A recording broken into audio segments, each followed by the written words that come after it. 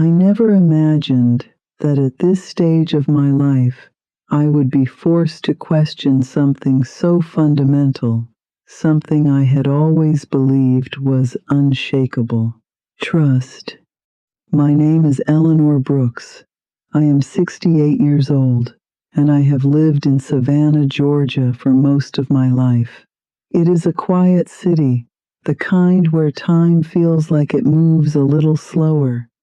The air is warm, the streets are lined with old oak trees, and in the evenings, the sunlight fades gently over the river, like it has nowhere else to be.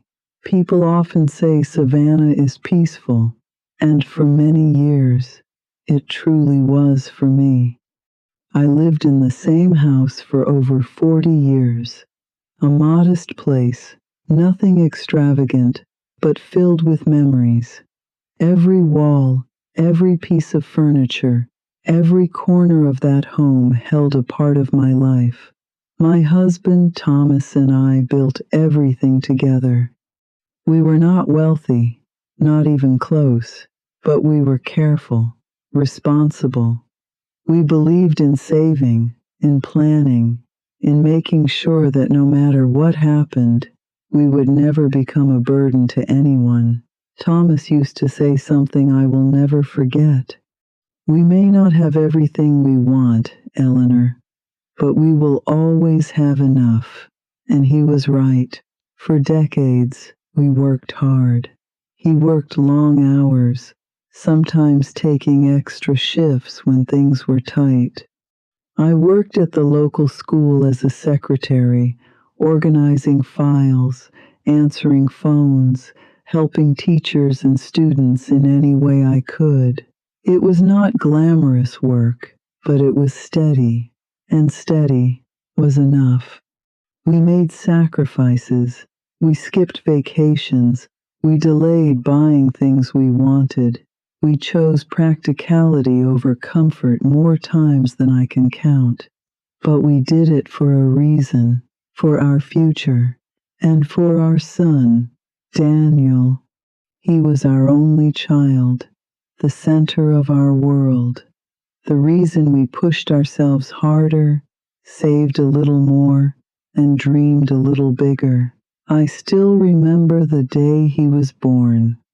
Thomas held him in his arms like he was holding something fragile and priceless, something he was afraid might disappear if he blinked.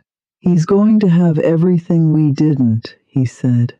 And from that moment on, we made sure of it. Daniel grew up in that same house, running through the hallways, leaving his toys scattered across the living room floor, asking endless questions about everything he saw. He was curious, bright, full of energy, and he had a way of looking at us that made every sacrifice feel worth it. When he got older, we made sure he had opportunities we never did: good schools, extra tutoring when he struggled, support in everything he wanted to pursue. Thomas even sold a small piece of land he had inherited just so Daniel could attend a better college. I remember arguing with him about it. "That land means something to you," I said. Thomas just smiled. "Daniel means more." That was the kind of parents we were. We did not complain. We did not expect anything in return. We simply gave, because that is what love looked like to us. Years passed, as they always do. Daniel grew into a man. He graduated, found a good job in finance, and began building a life of his own. Thomas was proud. So was I. We had done our job. We had raised a good man. At least, that is what I believed. When Thomas passed away 10 years ago, everything changed. The house felt quieter, larger somehow. Even though nothing had physically changed, the mornings were the hardest. I would wake up out of habit, expecting to hear him in the kitchen, making coffee the way he always did, strong, with just a touch of sugar. But the kitchen would be silent, and I would remember he was gone. For a long time, I did not know how to move forward. Grief has a way of settling into your life slowly, like a shadow that never quite leaves. But I held on to what we had built, the savings, the investments, the home, everything Thomas had worked so hard for. It was not just money, it was security, it was stable. It was the promise we had made to each other that no matter what happened, we would be okay. And I intended to honor that promise. Daniel stepped in during that time. At first, I was grateful. He visited more often, checked on me, asked about the accounts, the bills, the paperwork I had never really handled myself. Mom, you shouldn't have to deal with all of this, he said gently. You've done enough. I remember sitting at the kitchen table, looking at him, seeing the same boy who used to run through the house with scraped knees and wide eyes. He looked so confident, so capable, and I felt safe, safe knowing he was there, safe believing I could trust him. So when he offered to help manage things, I said yes. I gave him access to the accounts. I let him take control of the financial decisions because he was my son, and in my heart, that meant everything. At the time, I believed I was doing the right thing. I believed I was protecting myself. I believed I was honoring the life Thomas and I had built. But looking back now, I realized something. That was the moment everything began to change. I just did not see it yet. At first, having Daniel handle everything felt like a relief. There is a certain kind of comfort that comes when you believe someone you love is taking care of you, especially when that person is your child, the one you raised, the one you sacrificed for, the one you trusted without question. For the first few months, nothing seemed unusual. Daniel would stop by once or twice a week. Sometimes he would sit at the kitchen table with a stack of papers, explaining things in a calm, confident voice. Just routine updates, Mom, he would say. Nothing for you to worry about. I would nod, listening carefully, even though much of what he said felt unfamiliar to me.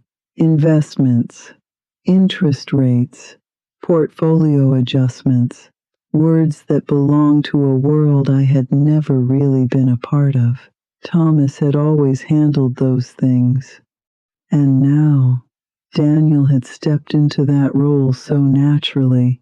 It almost felt like everything was still the way it used to be. There was something comforting about that, like a continuation of what Thomas had left behind. Daniel would bring groceries sometimes, fix small things around the house, change a light bulb, adjust a cabinet door, check the locks. Little things, but they mattered because they made me feel like I was not alone. See, Mom, he said once, smiling as he stood in the doorway. You don't have to stress about anything anymore. I've got it. And I believed him completely. A few months later, he introduced me more formally to his wife, Claire, in this new dynamic. Of course, I had known Claire for years. She and Daniel had been married for nearly a decade by then, but something about her presence in these conversations felt different now, more involved, more aware. She began coming with him during some of his visits, always well dressed, always composed, always polite. "How are you feeling, Eleanor?" she would ask, her tone soft but measured. "I'm doing well," I would reply, smiling, and she would nod, her eyes scanning the room briefly, almost like she was taking note of everything around her. At the time, I thought nothing of it. I told myself she was simply being attentive, caring, part of the family, and I wanted to believe that. I truly did. There were moments, though, small ones, that stayed with me longer than they should have. Like the way she would ask Daniel quiet questions while I was in the other room, or the way their conversations would pause when I walked back in. It was subtle, nothing obvious, nothing I could point to and say this is wrong, but it was there. A feeling, a quiet shift. Still, I pushed it aside, because doubt has no place where trust lives. And I trusted my son. Time passed. Weeks turned into months. Months into years. Daniel became busier. His visits, once frequent, became less predictable. Instead of stopping by twice a week, it became once a week, then once every couple of weeks, and eventually, sometimes once a month. There was always a reason. Work had picked up. Important clients. Unexpected meetings. "Mom, you know how it is," he would say over the phone. "I'm doing all of this for the future." For the future. Those words sounded familiar. Thomas used to say something similar.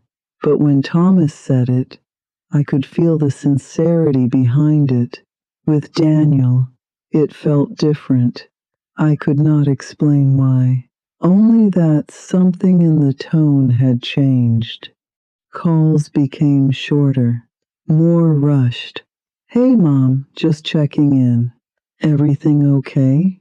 "All right, I'll call you later." Later rarely came. Claire visited even less.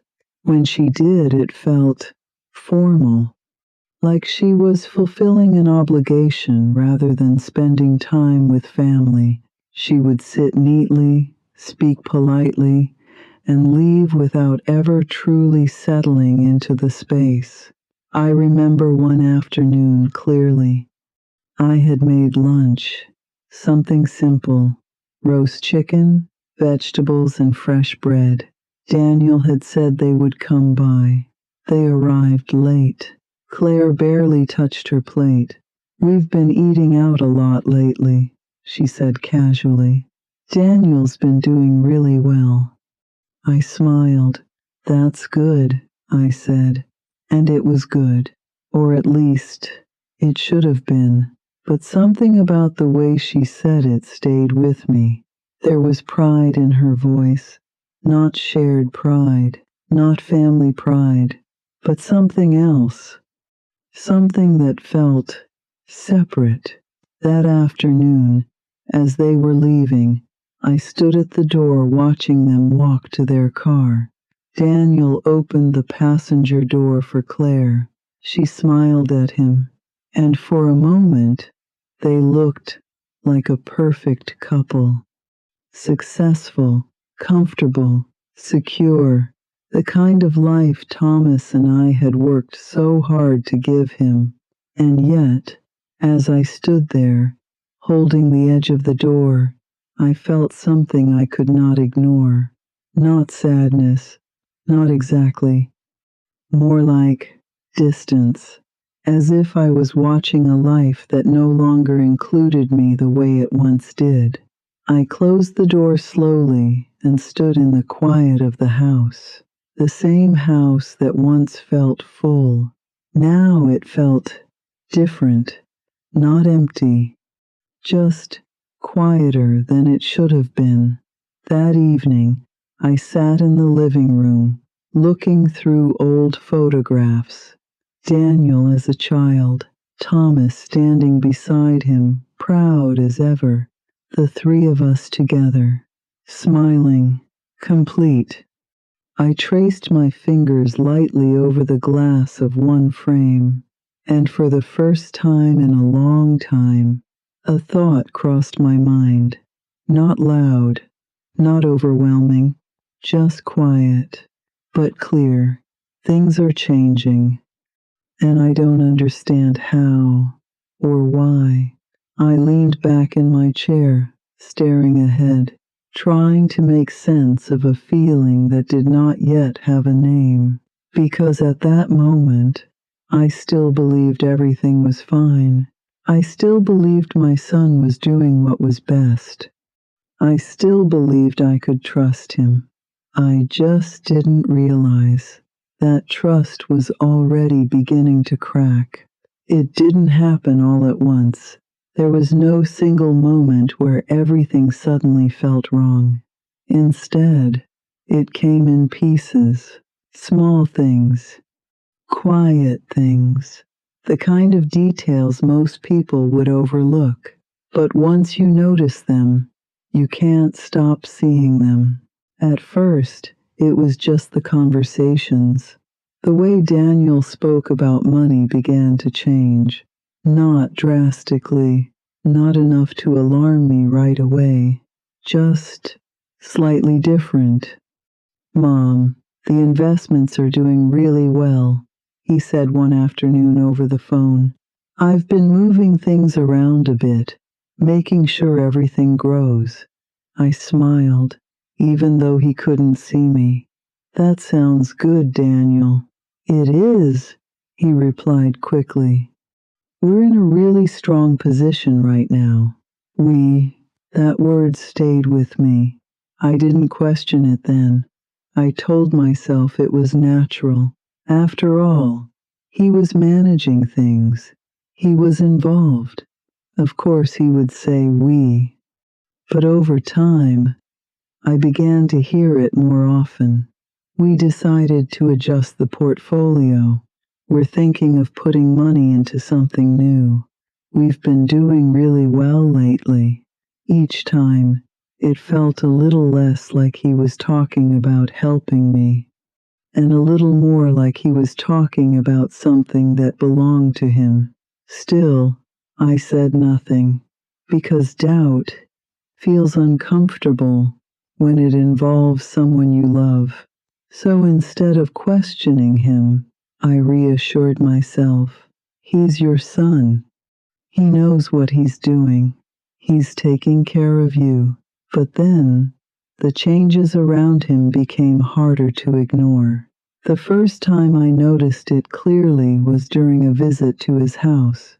It had been a few weeks since I had last seen him, and he insisted I come over for dinner. When I walked in, something felt different immediately. The living room had changed. New furniture, expensive-looking pieces, clean, modern, carefully arranged. It was beautiful, but it wasn't what I remembered. Daniel, I said, glancing around. This looks different. He smiled. Yeah, we decided to upgrade a few things. Claire stepped in beside him. We wanted something more refined, she added smoothly. It was time. I nodded slowly. It's very nice. And it was. But something in me hesitated. Not because they had nice things, but because of how quickly everything seemed to have changed. During dinner, I noticed more. The dishes were different, the kind you see in high-end stores. The wine they served, something I knew was not cheap. And the way they spoke, casually, comfortably, about spending. We're thinking of redoing the kitchen next, Claire said. Daniel nodded. Yeah, it's overdue. I looked at them, then down at my plate. Sounds like a lot of work, I said gently. It is, Daniel replied. But it's manageable. Manageable. The word echoed in my mind. because I knew what their income had been.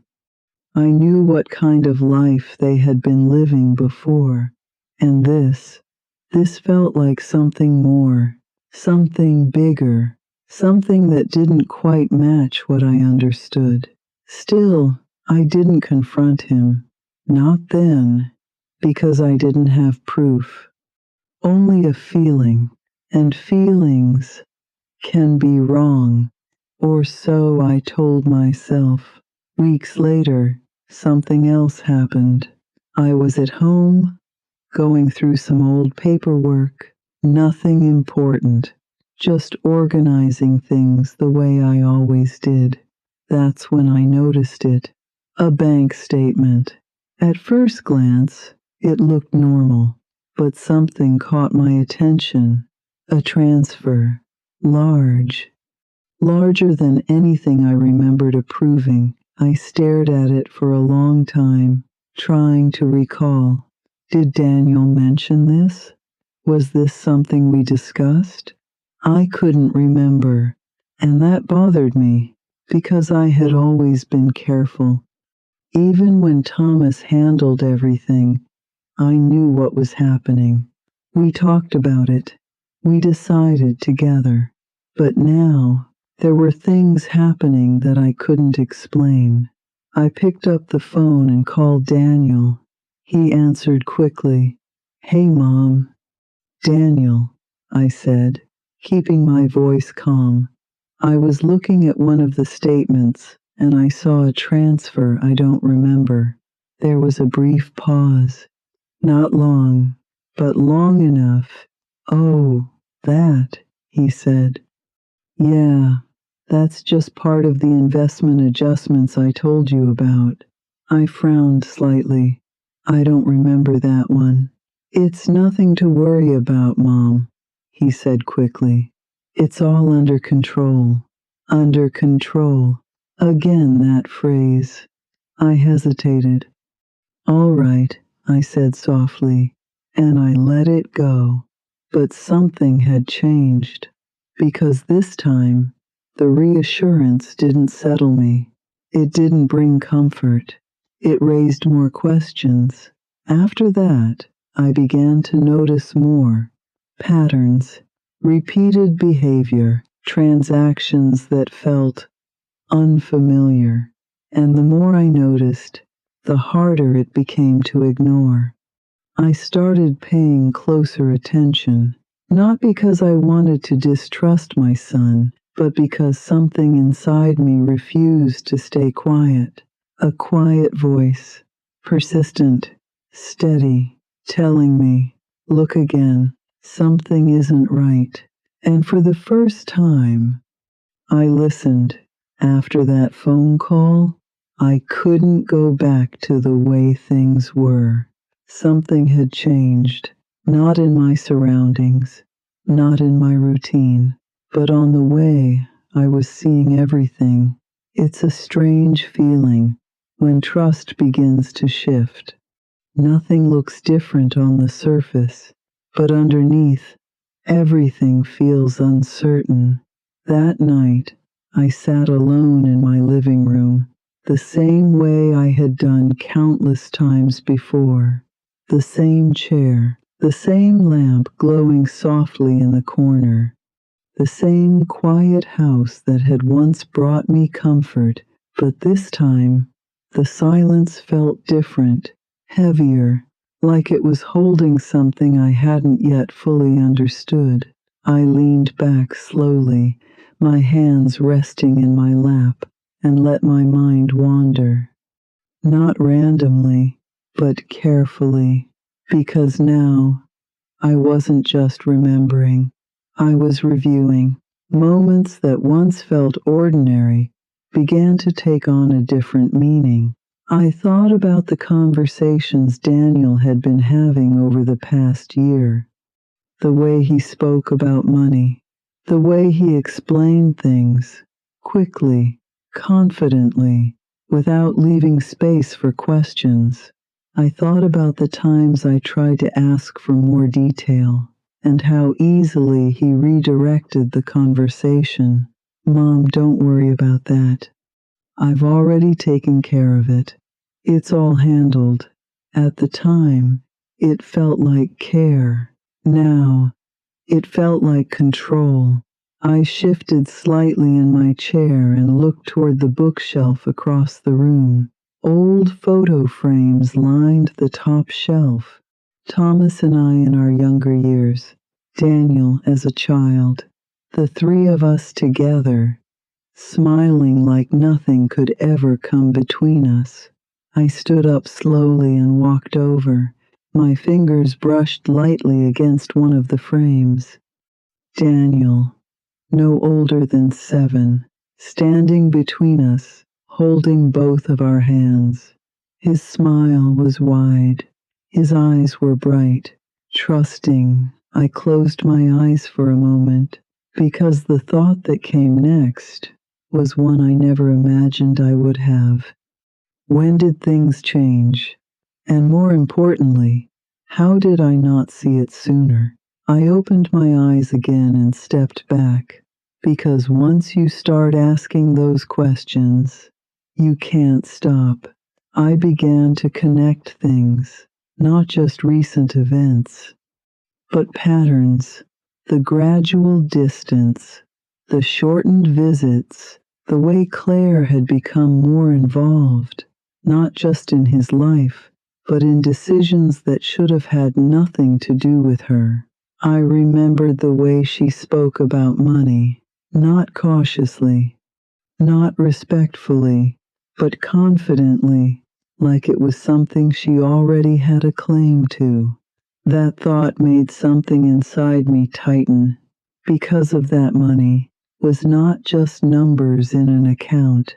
It was years of sacrifice, of long days and careful decisions, of choosing what we needed over what we wanted.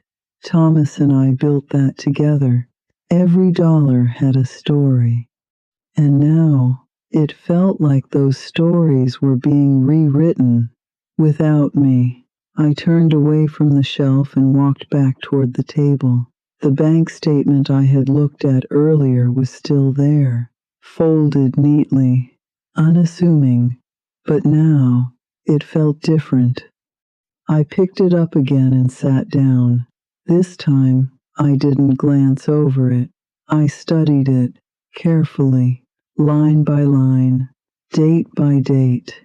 And as I did, something became clear. The transfer I had noticed earlier was not the only one.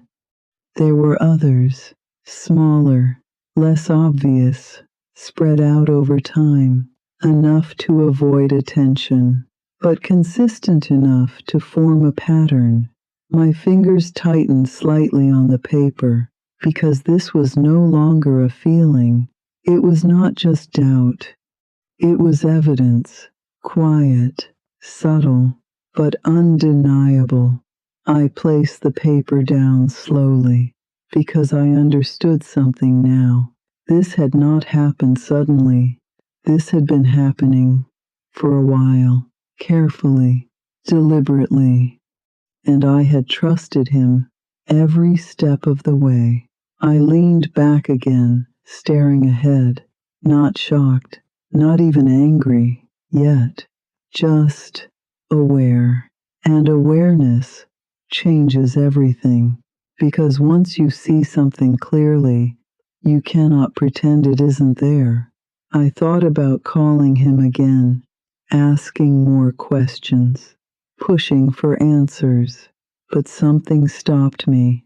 Not fear, no hesitation, something else, clarity, because I knew if I asked now, I would only hear what he wanted me to hear, and I was no longer interested in explanations. I was interested in the truth, real truth, the kind that doesn't come from words, but from what people do when they think no one is watching. I folded the statement carefully and placed it back on the table. Then I stood up. I walked slowly toward the window and looked out at the quiet street. Everything outside looked normal, unchanged. But inside, something had shifted completely, because for the first time, I was no longer just a mother trusting her son. I was someone beginning to question him.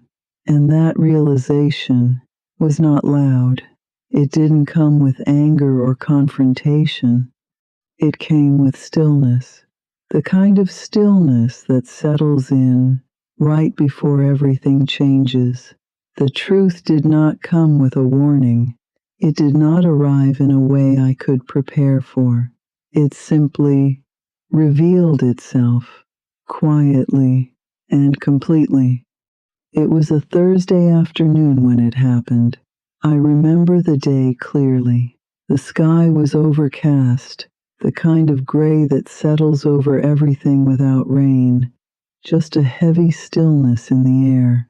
I had not planned to go out that day, but something nudged me. Not urgency, don't panic, just a quiet decision. I would stop by Daniel's house. No call, no announcement, just a visit. I told myself it was nothing unusual. A mother visiting her son, bringing something homemade, the way I had done for years. I baked a small pie that morning. Apple. He has been his favorite since he was a boy. I wrapped it carefully, placed it in a bag, and left the house.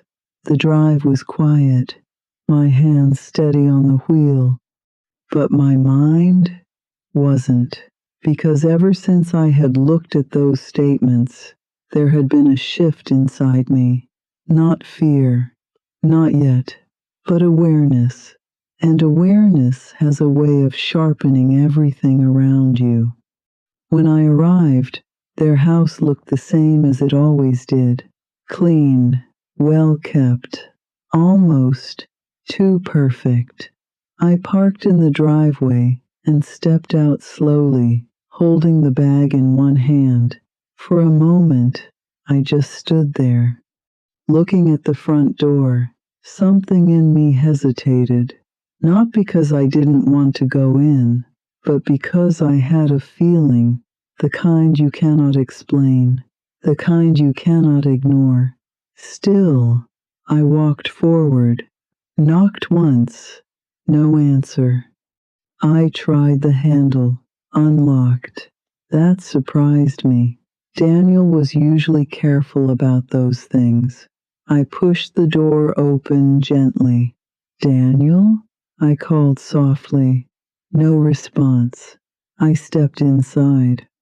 The house was quiet, but not empty. I could feel that immediately. The air carried a presence. Voices, faint, coming from the living room. I took a few steps forward, slowly, quietly, and then I heard it. Claire's voice. Clear, unaware. Yes, we moved more of it this month. I stopped, completely still. My heart began to beat a little faster. It's easier since everything is still under her name, she continued. Her name, my name. I didn't move. I didn't speak. I just listened. She doesn't question anything, Claire said, her tone almost amused. As long as Daniel handles it, she just trusts him. There was a small pause, and then a quiet laugh, soft, light, careless, and in that moment, something inside me dropped, not shattered, not exploded, just fell, because I understood. Not fully, not yet, but enough. Enough to know what I had feared was real. I stepped forward, not quickly, not dramatically, just enough to be seen. Claire turned. The moment her eyes met mine, everything changed. The color drained from her face. Her hand froze midair, still holding the phone, and for the first time since I had known her, she had no words. The silence between us stretched, heavy, unavoidable. She ended the call without saying goodbye, slowly lowered the phone. "Eleanor," she began, but her voice lacked its usual confidence. I looked at her, not with anger, not yet, just with clarity. "What were you talking about?" My voice was calm, even, and that seemed to unsettle her more than anything else. "Nothing," she said quickly, "just business matters." I held her gaze. "Business that involves my name?" She hesitated, and that hesitation was the answer enough. Before she could say anything else, I heard the front door open behind me. "Daniel." He stepped inside, mid-sentence, his voice casual. "Claire, I forgot my—" He stopped. The moment he saw me, the moment he saw her, the moment he felt the tension in the room, everything on his face changed. "Mom?" He looked from me to Claire, then back to me. "What's going on?" I turned slowly, facing him fully, and for the first time, I did not see my son the way I used to. I saw someone else, someone I did not fully recognize. "How much of my money have you been using?" The question landed in the room with weight, heavy, unavoidable. Daniel froze, not confused, not surprised, just caught. "Mom, it's not like that," he said quickly. The same words, the same tone, the same instinct to explain, to smooth things over. But this time, I didn't accept it. "Then what is it like?" He opened his mouth, closed it again, looked at Claire. She said nothing, and in that silence, the truth settled in completely, piece by piece, moment by moment. Everything I had questioned, everything I had doubted, everything I had tried to ignore, it was all there, real, unavoidable. They had been using my accounts, moving money, making decisions, living a life funded by something that was never theirs, and doing it behind my back. I felt my hands grow still at my sides, not shaking, not weak, just steady, because something inside me had shifted, deep, permanent, and for the first time, I was no longer asking questions out of uncertainty. I already knew the answer. That night, I didn't cry. I didn't raise my voice. I didn't even argue. I simply left. I walked out of that house the same way I walked in, quietly. But something inside me was no longer the same. The drive home felt longer than usual. The streets were familiar, the turns are automatic, but my mind was somewhere else, replaying everything, every word, every pause, every moment I ignored. And with each mile, the truth settled deeper. Not just what they had done, but how long they had been doing it. When I stepped into my house, the silence greeted me again. The same silence that had once felt peaceful. Now, it felt different, not empty, not lonely, just clear. I placed my purse on the table and stood there for a moment, not moving, just breathing, letting everything settle. Because for the first time since this began, I wasn't confused anymore. There were no more questions, no more doubt, only understanding. And with understanding comes decision. I walked slowly into the living room and sat down in my chair, the same chair where I had spent years trusting, believing, waiting. But tonight, I was not the same woman who had sat there before. I leaned forward slightly, my hands resting together, and I thought about Thomas, the way he handled things, the way he planned ahead, the way he always made sure we were protected, no matter what. He used to say something I didn't fully appreciate at the time.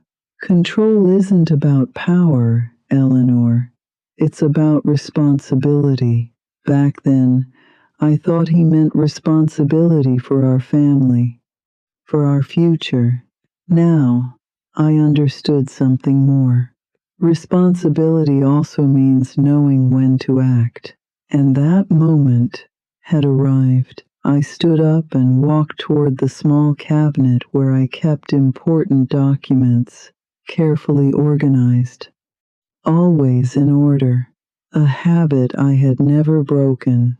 Inside were files, statements, account information, everything Daniel had been handling.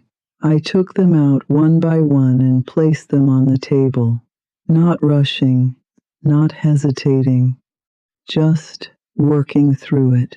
As I reviewed each document, something became clear. Everything was still legally mine. Every account, every investment, every dollar. Daniel had access. Control, in a practical sense, but not ownership. Thomas had made sure of that.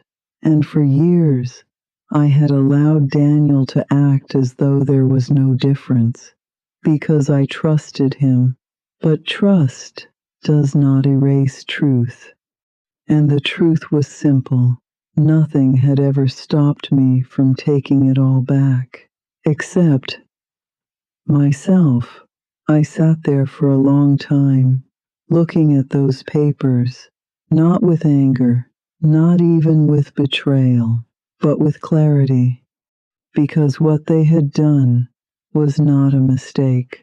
It was a choice, repeated, calculated, comfortable, and if they were comfortable taking from me, then I needed to become comfortable protecting myself. That realization didn't come with emotion. It came with calm, the kind of calm that settles in when a decision has already been made. I reached for my phone. I held it in my hand for a moment, not dialing it, just feeling the weight of what I was about to do. Because I knew once I took this step, there would be no going back, no pretending, no returning to the way things were. But then I thought about something else. All the years Thomas and I had worked, all the sacrifices, all the choices we made to build something stable, something secure, something that was never meant to be taken advantage of. And in that moment, the hesitation disappeared. I wasn't doing this out of anger. I wasn't doing this to punish anyone. I was doing this because it was necessary, because it was right. I opened the banking app slowly, logged in. The numbers appeared on the screen, familiar, but now meaningful in a different way. This wasn't just money. This was control. This was security. This was everything I had allowed someone else to manage without question. And now I was taking it back, not loudly, not dramatically, just completely. I set the phone down for a moment and leaned back in my chair. A quiet breath escaped me, and for the first time since that afternoon, I felt something unexpected, not anger, not sadness, relief, because I understood something clearly now. They had taken advantage of my trust, but they had not taken my power. I had simply handed it over, and now I was ready to take it back. The next morning, I woke up earlier than usual, not because I couldn't sleep, but because my mind was clear.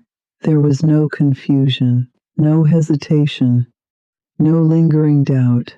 Only one thing remained: action. I moved through my morning routine the same way I always did.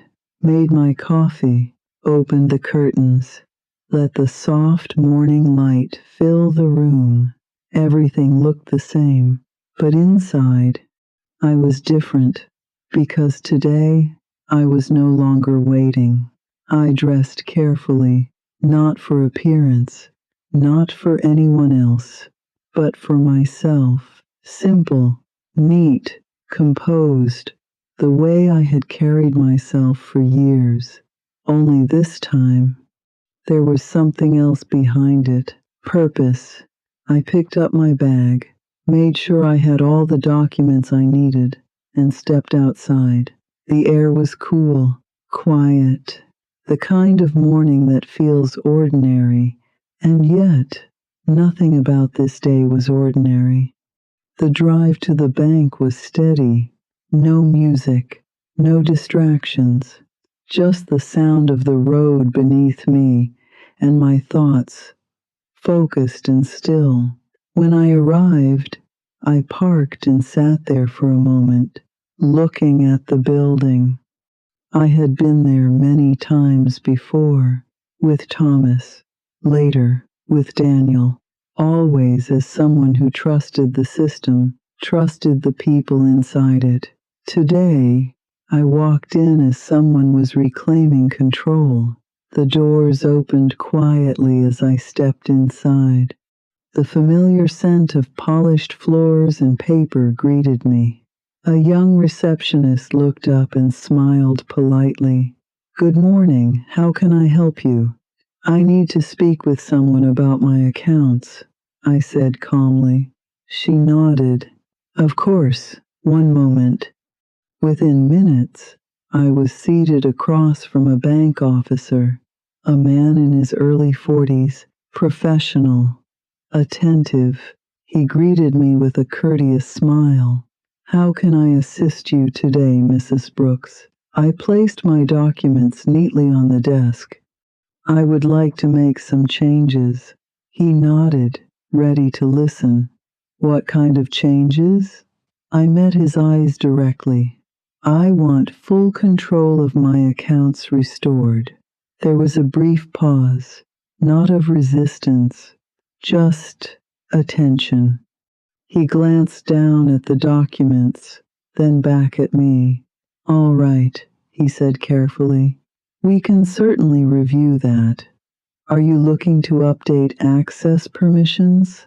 "Yes." My voice was steady, clear. "I want all secondary access removed."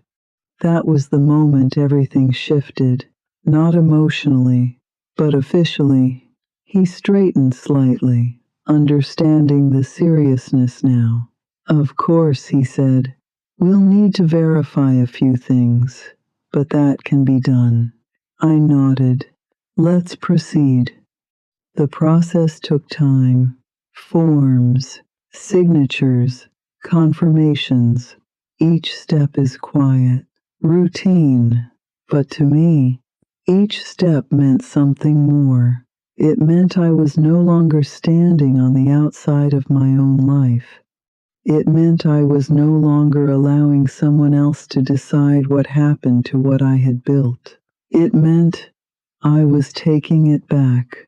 When it was done, the officer looked at me. "All changes have been processed," he said. "Access has been updated. Control is fully under your name." I held his gaze for a moment. "Thank you." Simple words, but they carried weight, because what had just happened was not small, it was final. I gathered my documents, placed them back in my bag, and stood up. No rush, no urgency, just done. As I walked out of the bank, I felt something settle inside me. Not excitement, not satisfaction in the way people expect. Something quieter, stronger, control. For the first time in a long time, everything was exactly where it belonged. With me, I drove home slowly. The world outside looked the same. People going about their day, cars passing. Nothing unusual, but I knew somewhere, very soon, something would change. Because Daniel didn't know yet, not until he tried. And it didn't take long. That afternoon my phone rang. I glanced at the screen. Daniel. I let it ring once, twice. Then I answered. Hello? His voice came through immediately, tense, sharp. Mom, what's going on? I remained calm. What do you mean? My card isn't working, he said quickly. I tried to make a payment and it was declined. I said nothing, just listened. And I can't access the accounts, he continued. Everything is locked. What did you do? There it was. The moment, the realization. I took a small breath, and then I answered. I took back control of what belongs to me. Silence. Not long, but heavy. You... what? He said, his voice tightening. I removed your access, I continued calmly. All of it. His tone shifted from confusion to disbelief. Mom, you can't just do that. I didn't raise my voice. I didn't argue. I already did. Another silence. This one longer, because now he understood not just what had happened, but what it meant. Why would you do this? He asked finally. And for a moment, I considered the question, not because I didn't have an answer, but because I wanted him to hear it clearly. Because it's mine, Daniel. My voice was steady. And because you made decisions you had no right to make. He didn't respond immediately, and I could hear it in his silence. The shift, the loss of control he had grown comfortable with. I think we need to talk, he said after a moment. Yes, I replied. We do. And I ended the call. I set the phone down gently and sat back. Not tense, not anxious, just ready. Because now, the truth was no longer hidden. The control was no longer shared. And whatever came next would happen on my terms. He didn't keep me waiting long. Less than an hour after the call, I heard his car pull into the driveway. The sound was sharp, fast, not like his usual calm arrivals. This one carried urgency, frustration. I remained seated in the living room, exactly where I had been, not pacing, not preparing, just waiting, because I already knew how this would go. The front door opened without a knock. Footsteps followed, quick, heavy. Mom.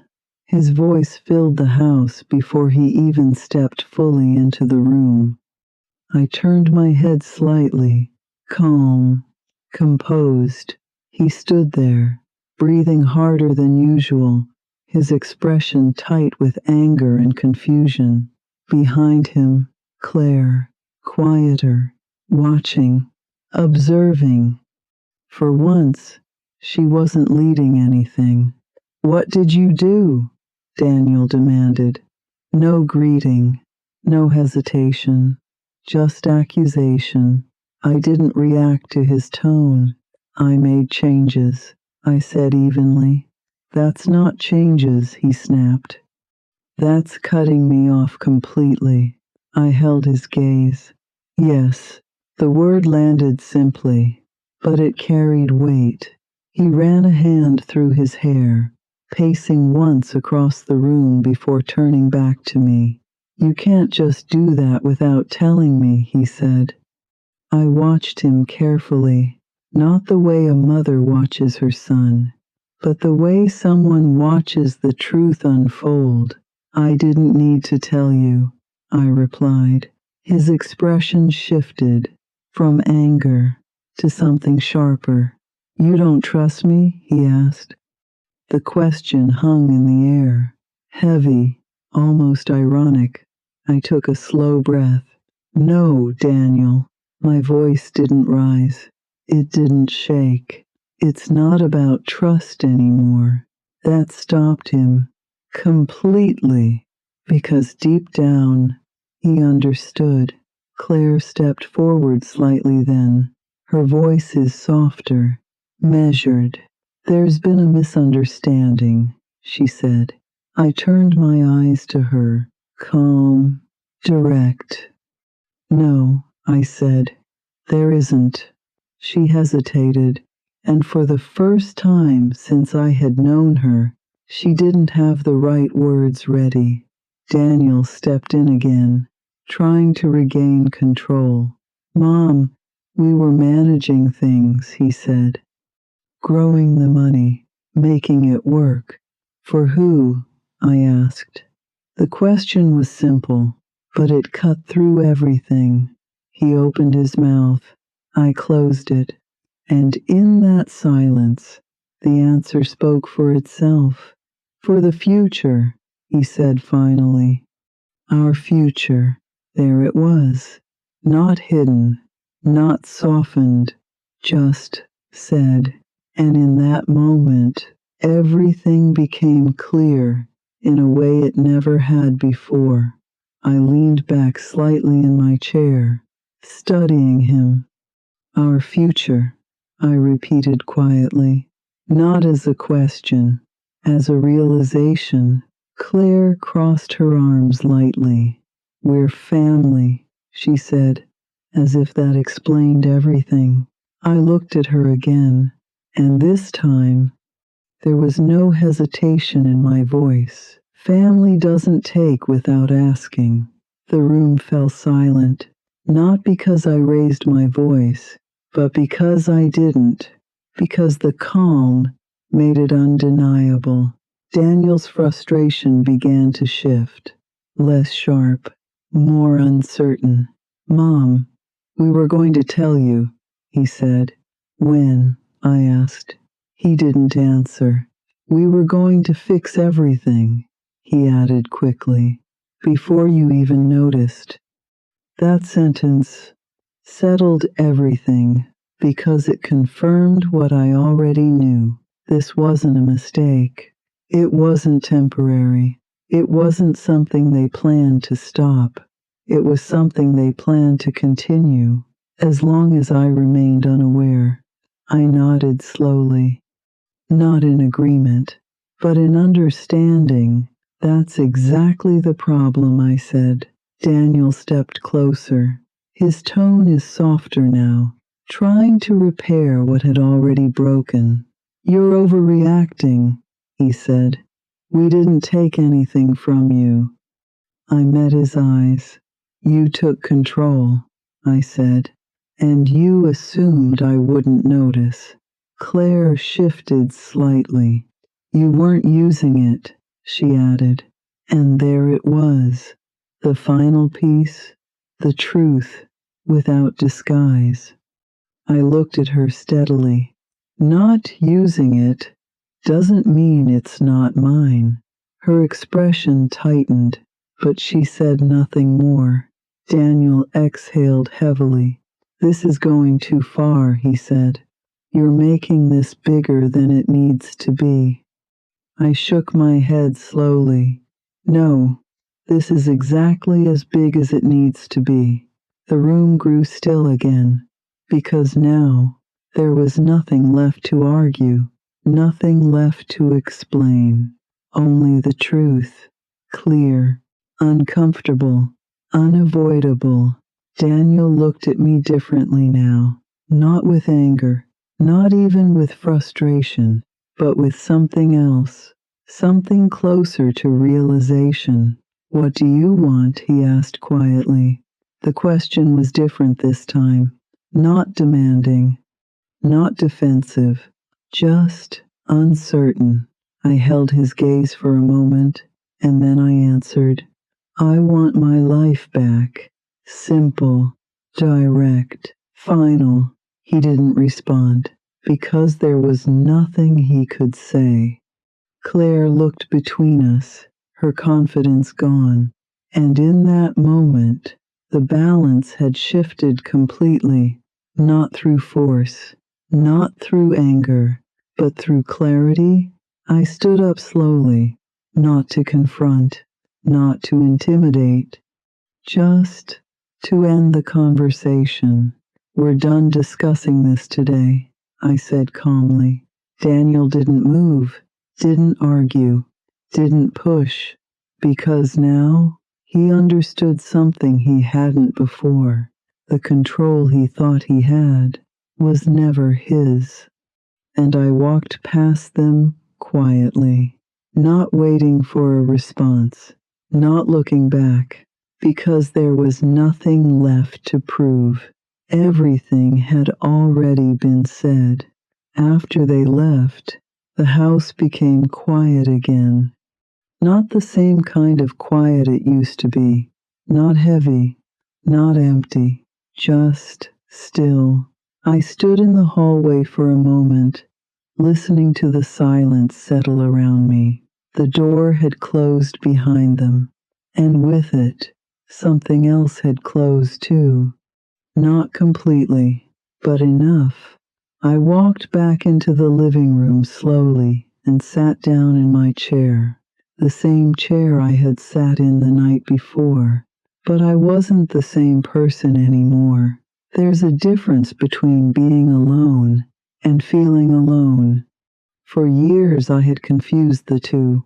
I thought the distance between me and my son was something I had to accept, something that came with age, with time, with change. But now I understood something clearly. Distance isn't always created by time. Sometimes it's created by choices, and those choices had been made long before that day. I leaned back and let out a slow breath, not tired, not overwhelmed, just steady, because for the first time in a long time, everything felt clear. There were no more questions, no more wondering, no more trying to understand something that didn't make sense. I understand it now, completely, and strangely enough, that brought me peace. Not the kind of peace that comes from everything being perfect, but the kind that comes from knowing exactly where you stand. That evening, I made myself a simple dinner, nothing special, just something warm, familiar. I sat at the table alone, but it didn't feel like something was missing. It felt like something had been returned. Control, dignity, choice, things I didn't even realize I had slowly given away until I took them back. Later that night, my phone lit up. Daniel. I looked at the screen for a moment. Then I answered. Hello? His voice was different this time. Quieter, less certain. Mom, can we talk? I didn't respond right away. Not because I didn't want to, but because I wanted to hear what he would say next. I didn't realize. He began, then stopped. I didn't think you would. He couldn't finish the sentence. And for the first time, I heard something I hadn't heard from him in a long time. Not confidence, not control, but reflection. I understand, I said calmly. There was a pause. You do? He asked. Yes, I replied. I understand exactly what happened. Another silence. But this one wasn't heavy. It was honest. I shouldn't have done it, he said finally. The words came slowly, like they were unfamiliar, like they had taken effort. No, I said. You shouldn't have. I didn't raise my voice. I didn't add anything more. Because sometimes the simple truth is enough. I'm sorry, Mom, he said. And for a moment, I let those words sit, not rushing to accept them, not rejecting them either, just letting them exist. Because apologies are easy to say, but what matters is what comes after. We'll talk, I said, but not tonight. He didn't argue. Okay, he replied quietly. Good night, Mom. Good night, Daniel. I ended the call and set the phone down. Then I sat there for a while, not thinking about the past, not worrying about the future, just present, because something inside me had settled. Not everything was fixed, not everything was resolved, but something important had changed. I had drawn a line, and I had not stepped back from it. The next morning, I woke up early, as I always did. The sunlight came through the window gently, filling the room with a soft warmth. I made my coffee, stood by the window, and looked outside. People were moving, cars passing. Life continues, just as it always does. And for the first time in a long time, I didn't feel like I was standing on the outside of it. I felt part of it again, because I had made a choice, not just about money, but about myself, about what I would allow, about what I would accept, about what I deserved. At 68 years old, I learned something I should have known much earlier. No one, not even your own family, has the right to take from you simply because you trust them. Trust is not permission, and love is not ownership. I still love my son. That didn't change. But love does not mean silence. It does not mean accepting what is wrong. And it does not mean giving up your place in your own life. If anything, real love demands truth. And sometimes that truth is uncomfortable. Sometimes it creates distance before it creates understanding. But it is necessary, because without it, nothing real can grow. I don't know what will happen next. I don't know if things will return to the way they were, or if they ever should. But I do know this. I am no longer the woman who sits quietly while others decide what happens to her life. I am no longer the person who confuses trust with surrender. And I am no longer afraid to take back what belongs to me, not just my money, but my voice, my boundaries, my place, because in the end, that's what this was really about. Not control, not revenge, but respect. And this time, I made sure I gave it to myself first. If this story made you think, even for a moment, take a second and ask yourself this. What would you have done in her place? Would you stay quiet and let it continue? Or would you take everything back the moment you found out? I really want to hear your answer. Share your thoughts in the comments below. And if stories like this speak to you, stories about family, truth, and finding your strength when it matters most, make sure you subscribe and stay with us, because sometimes one story is all it takes to see things a little differently. Just tell me.